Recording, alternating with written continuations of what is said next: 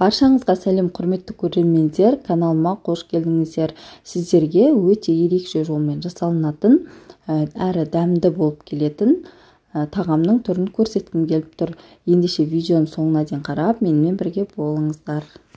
Ол үшін қамырын илеп дайындап аламыз. Алдымен ыдысымызға жылы су, бір дана жұмыртқа және сұйық майды құйып, үстінен дәміне қарай тұз қосамыз. Мен бір шай қасықты толтырмай тұз қостым. Одан соң қаймақ қосып жіберсеңіздер болады. Мен бір ас қасық қаймақты қосып, және бір шай қасық толы ашытқыны қосып, тұзы ерігенше кішкене араластырып аламыз. Одан соң үстінен еліктен өтіп дайын тұрған ұнымызды қосып, қолымызбен орташа тығыздықтағы қамыр илеп шығамыз. Достар, осы тестасына қажетті заттардың құрамы мен мөлшерін описание бөліміне жазып қалдырдым. Яғни видеоның атауының үстін басатын болсаңыздар, сіздерге описание бөлімі ашылады. Мінеки қамырымызды илеп дайындап қойдық. Осындай тығыздықта болып шықты. Енді ыдысымызға салып, бетін жауып, жылы жерге қоя тұрамыз. Осы арада салмасын дайындай бастаймыз. Қызып тұрған майымыздың үстінен пиязды қосып, кішкене қуырып аламыз. Одан соң 5-10 минуттан кейін етті қосатын боламыз. Бұл жерде етті қосып жатқан сәті видеоға түспей қалған екен.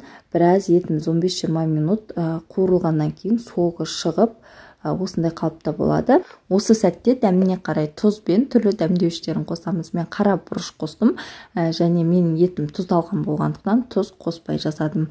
Біздің қамырымызды ашып дайын тұр екен. Енді үстелдің үстіне қамырды алып, қолымызбен бір илеп шығамыз. Оқтаумен үлкейтіп жайып шығамыз. Қамырды тым қатты жұқа етіп жайып қажет емес.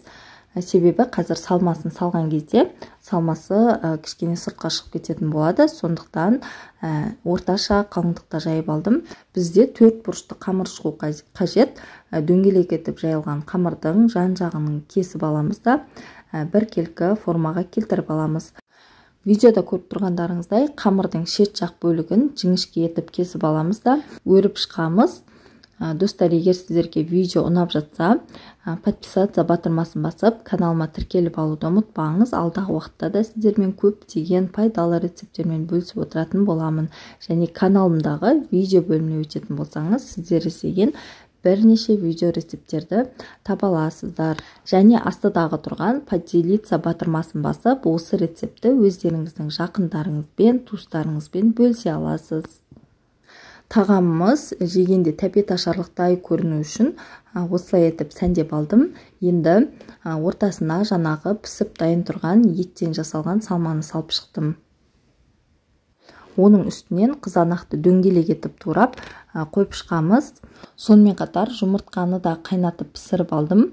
Салмасына жұмыртқа да салатын боламыз. Бұл жерде 2 жұмыртқа бар.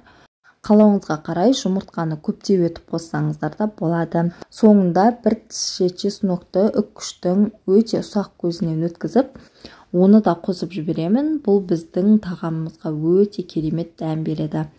Мінеки барлық салмамызды салып болдық. Енді қамырды осылай беттестіріп жақсылап орап шығамыз. Видеода көріп тұрғандарыңыздай өрілген жағын бетіне әсемдеп қоямыз. Бетіне жұмыртқаның сарысын жағып, қалауыңызға қарай кунжут немесе мак сепсеңіздер болады. Мен кішкене кунжутты сеуіп алдым.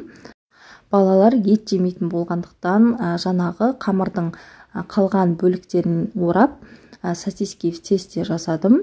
Бұны да бірге қосып пісіріп аламын. Қызып тұрған пешке салып 35-40 минут уақыт пісіріп аламыз. Мінеки біздің тағамымыз өте қызарып, әдемі болып пісіп шықты. Дәмінде енді сөз жоқ. Менің отбасыма өте қатты ұнады. Сіздер де жасап көріңіздер. Сіздерге де ұнайтынына сенімдімін.